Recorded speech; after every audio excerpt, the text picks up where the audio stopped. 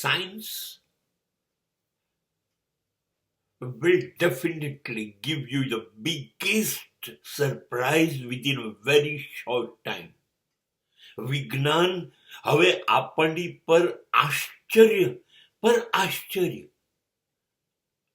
થશે એવું બધું જ આપણને આપવાનું છે, કરી રહ્યું છે. એક અહીં સ્પર્મ બેંક ચાલે છે. હું 15 મહિનાથી અમેરિકા છું. સ્પર્મ બેંક એટલે માણસના અને સ્ત્રીના વીર્યના સેમ્પલ, જેમ આપણે બ્લડ સેમ્પલ, યુરિન સેમ્પલ આપવા જઈએ છીએ, એવું લઈ અને એને એક કાચના એમાં પેક કરી અને બેંકમાં તમારું નામ અને નંબર નાખીને એ લોક કરાવી શકાય. એટલે તમે હવે દર વખતે પુરુષ સ્ત્રી ઉપર અને સ્ત્રી પુરુષ ઉપર આધારિત નહીં. પેલી જે વીર્ય છે એ બેને ભેગા કરી દેવામાં આવશે, ઇન્જેક્ટ કરીને આપી દેવામાં આવે તો એમાંથી ગર્ભ થઈ જશે.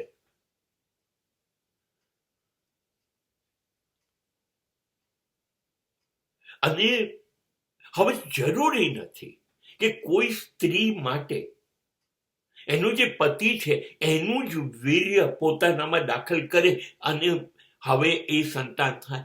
ના, એ બેંકમાં જઈને કોઈ પણ એને ગમતું વ્યક્તિનું વીર્યનું ઇન્જેક્ટેડ સ્પર્મ લઈ શકે છે.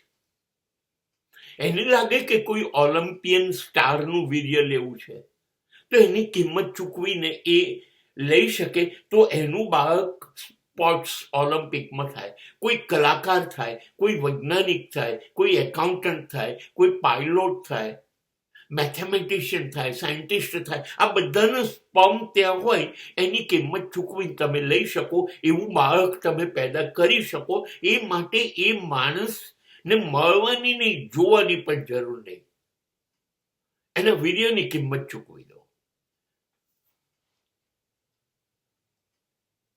અને આ પ્રયોગો સૌથી સફળ થયા છે અહીં અત્યારે. અને માટે અહીંયાથી લગ્નની પ્રથા જ ગાયબ થઈ ગઈ. બાળક માટે લગ્ન શું કામ કરવાનું? સ્પર્મ બેંકમાં જઈને મનગમતું સ્પર્મ લઈ લેવાનું અને એ ઉછેરી દેવાનું ગર્ભમાં.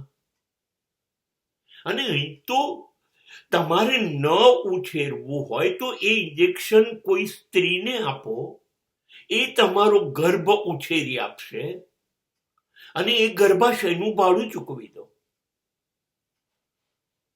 તો તમારે એ ગર્ભાશયની 9 મહિનાની પીડા પણ નહીં ભોગવવી પડે. એ પીડા ભોગવનારા માણસો પણ છે, એની એ કિંમત લેશે, એનો એ ચાર્જ લેશે. તો વિજ્ઞાન અહીં પહોંચી ગયું છે. આ આશ્ચર્ય એક અત્યારે હું સાંભળી રહ્યો છું, જોઈ રહ્યો